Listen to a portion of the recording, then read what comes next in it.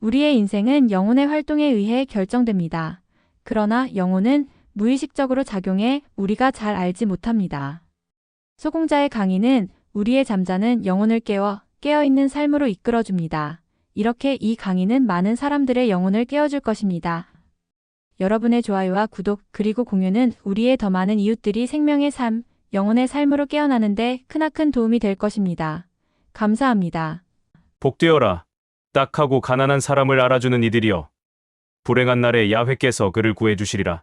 그를 지켜주시고 생명을 주시고 땅 위에서 복을 부으시며 원수들에게 먹히지 않도록 하시리라. 평상에서 그를 붙들어 주시리니 자리에서 떨쳐 일어나게 하리라. 마호메트가 이야기한 코란에 보면 다음과 같은 이야기가 있다. 신은 많은 전리품을 너희에게 약속했다.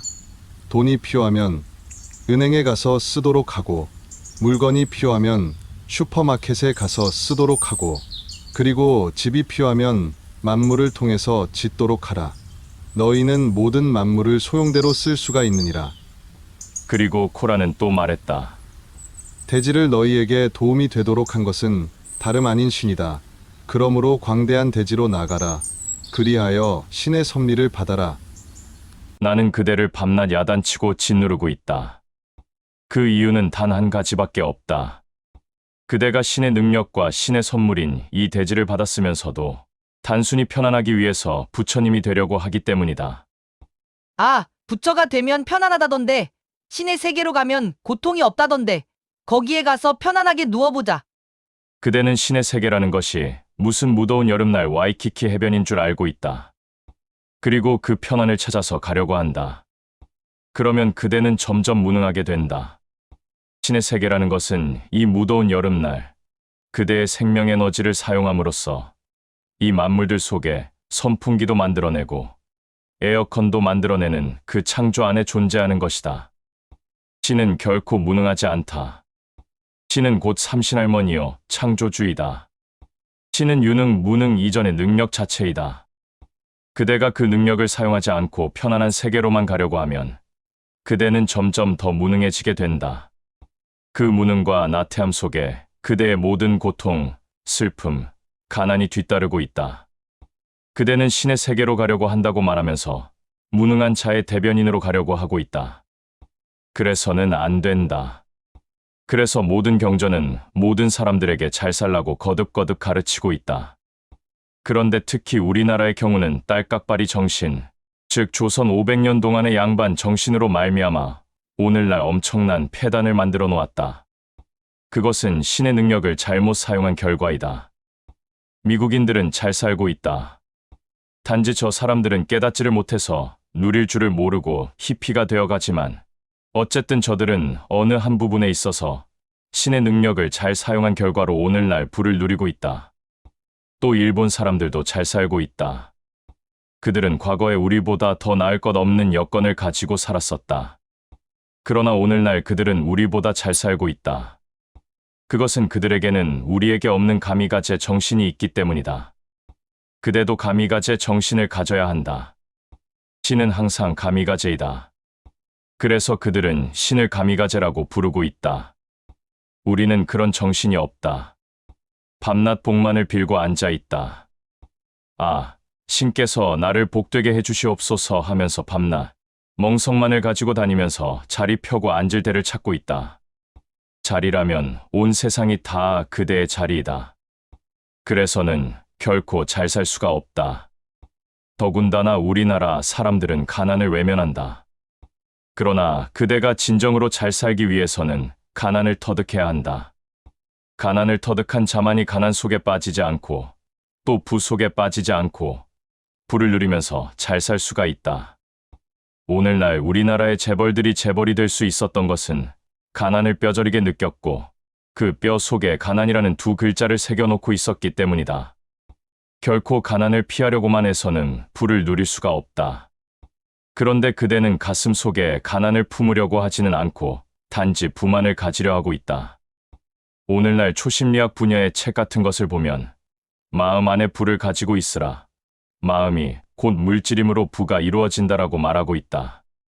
그러나 그대가 만약에 그것을 믿고서 마음속에 나는 부자다, 나는 부자다 하고 흥얼거리고 다니게 되면 그대는 머지않아 정신병원에 들어가 있는 신세가 될 것이다. 결코 머릿속에서 꾸는 꿈이 부를 가져다 주지는 않는다. 지하실이 튼튼해야만 한다. 그대가 그저 욕망으로 취하려고 하는 부는 결코 이루어지지 않는다. 만물을 끌어당길 수 있는 힘이 없다. 어느 정도 모아졌다고 해도 욕망으로 가지려 했던 마음은 그 부를 유지해 나갈 뿌리가 없다. 그대의 뼈 속에 가난이 분명하게 자리를 잡았을 때 그대는 부에 빠지지 않고 부를 누릴 수가 있다. 먼저 가난을 터득해야 한다. 가난을 터득한 자가 가난하지 않기 위해서 애를 쓸 수가 있다. 그러나 가난을 모르는 자가 부만 생각하고 부유하게 살려고 하면 가난도 모르고 부도 모르기 때문에 어디에다 써야 할지 우편번호를 모르게 된다. 수치인 불명으로 그대에게는 항상 낙담, 불만, 좌절, 회의, 허망만이 되돌아오게 될 것이다. 그대가 가난을 분명하게 알았을 때, 즉 보내는 나를 정확하게 알았을 때, 보내려고 하는 상대방의 우편번호를 정확하게 쓸 수가 있는 것이다. 그래야만 그대는 자신이 어디를 가고 있는지 정확하게 알게 된다. 어디를 가는지도 모르고 막연하게 가슴 안에다 부만 가지고 있으면서 부가 생기겠지 하면 부는 생기지 않고 그대는 누리끼리하게 뜨게 된다.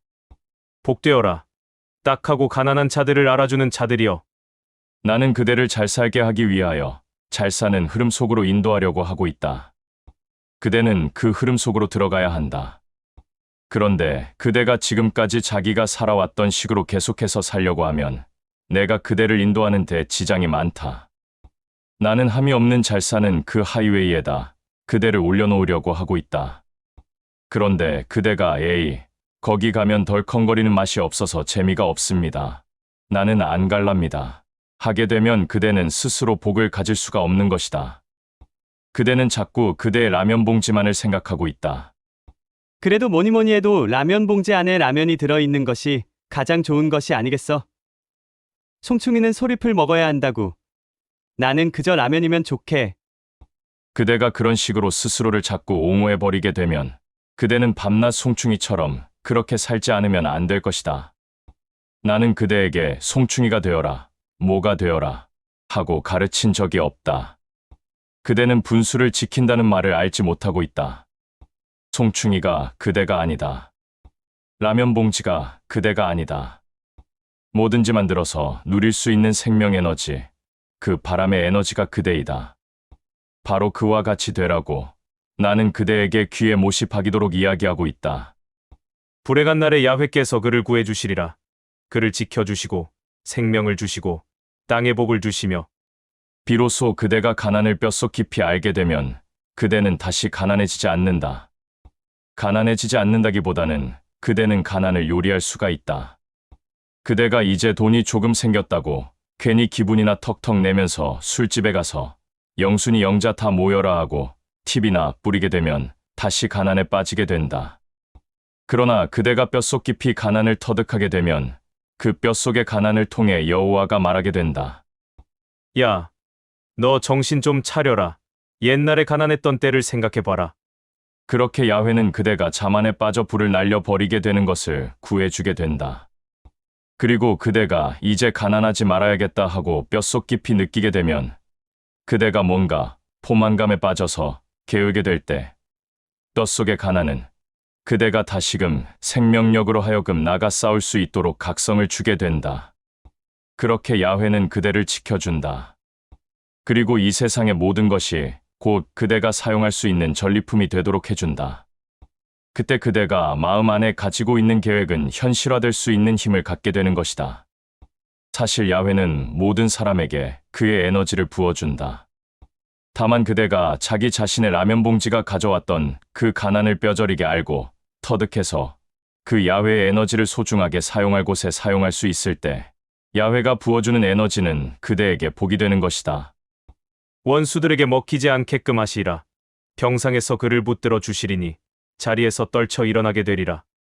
그대가 하다가 안 된다고 좌절에 빠졌을 때 뼛속에 새겨진 가난은 그대에게 말하게 된다. 옛날에 너는 아무것도 없었던 적도 있지 않았느냐? 그것에 비한다면 현재 너의 입장은 가난하다고 할 수가 없지 않느냐. 다시 나가 싸워라.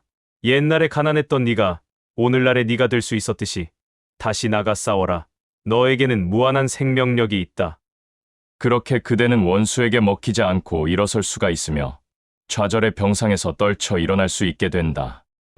그런데 그대가 가난이라든가 그것을 통한 자기 희생을 모르게 되면 자꾸 고독하게 된다. 고독이라는 것은 독 속에 꼬부리고 앉아 있다고 해서 고독이다.